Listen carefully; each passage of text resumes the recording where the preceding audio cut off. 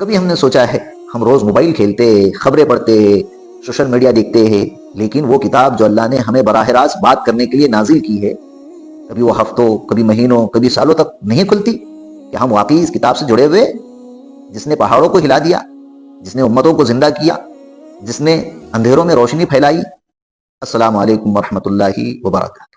الحمدللہ، پھر ایک بار آپ کے ساتھ ایک نئی ایمان افروز عنوان کے ساتھ ملاقات ہوئی۔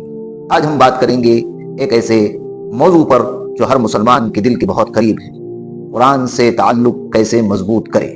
آئیے آج کی ویڈیو میں ہم جاننے کی کوشش کرتے ہیں کہ کس طرح ہم قرآن سے اپنی وابستگی کو گہرا اور زندہ بنا سکتے ہیں۔ تو چلیے ویڈیو کی شروعات کرتے ہیں۔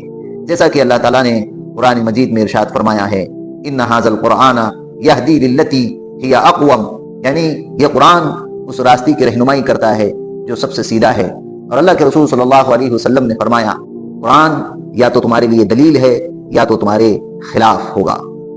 اسی لیے صحابہ کرام رضی اللہ تعالیٰ عنہ کی اپنی زندگی صرف اسی قرآن کی وجہ سے بدلی ہے۔ حضرت عمر بن خطاب رضی اللہ تعالیٰ عنہ کی زندگی لے لیجیے، ایک آیت جب انہوں نے سورہ طٰہٰ کی سنی تو تلوار پھینک دی، دل پگھل گیا اور ایمان لائے۔ یہ قرآن ہی کا اثر تھا۔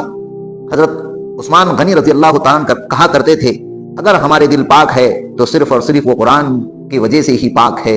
حضرت عائشہ رضی اللہ تعالیٰ عنہ فرماتی ہے کہ رسول اللہ صلی اللہ علیہ وسلم کا اخلاق ہی قرآن تھا، یعنی نبی نے قرآن کو صرف پڑھا ہی نہیں، زندہ بھی کیا ہے۔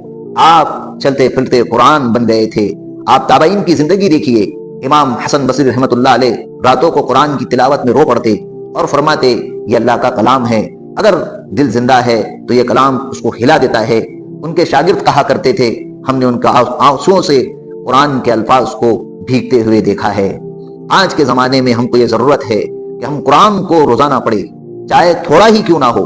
نبی صلی اللہ علیہ وسلم نے فرمایا، سب سے پسندیدہ عمل وہ ہے جو چھوٹا ہی ہو، کم ہی ہو، لیکن مسلسل ہو۔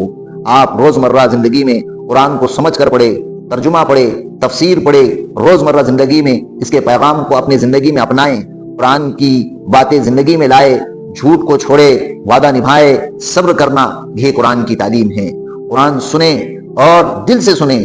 جب آپ قرآن دل سے سنتے ہیں تو قرآن کا اثر آپ کے دل پر پڑتا ہے۔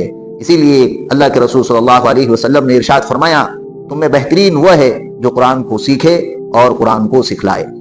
آج دنیا میں ہزاروں چیزیں ہماری توجہ کھینچتی ہے، لیکن دل کو سکون صرف اور صرف قرآن دیتا ہے۔ جب تم قرآن سے جڑتے ہو تو دراصل اللہ سے جڑتے ہو۔ آئیے آج نیا عہد کریں، ہم قرآن کو اپنی زندگی کا حصہ بنائیں، صرف پڑھنے کے لیے نہیں، جینے کے لیے۔ اگر آپ چاہتے ہیں کہ آپ کا دل زندہ رہے تو اسے روز قرآن سے جوڑیے۔